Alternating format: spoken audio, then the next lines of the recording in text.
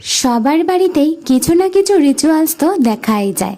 সেরমই আমাদের বাড়িতেও একাদশীটা পালন করা হয়ে থাকে।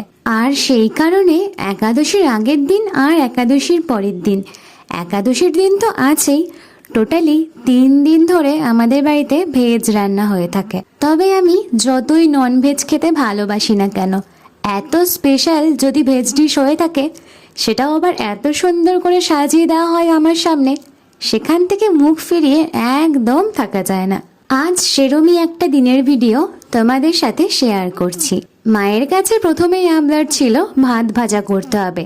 ভাত ভাজাটা আলু তার সাথে গাজর আর ধনেপাতা দিয়ে করা হয়েছিল, খেতে কিন্তু বেশ লাগছিল। সাথে ছিল দই পটল আর অন্যদিকে ছিল দই পালাং কোফতা কারি, যেটা খেতে আমার অসাধারণ লাগে। অনেক দিন পর মায়ের হাতের এই ডিশটা ট্রাই করলাম। সে যাই বলো, লাঞ্চটা কিন্তু বেশ জমে গিয়েছে।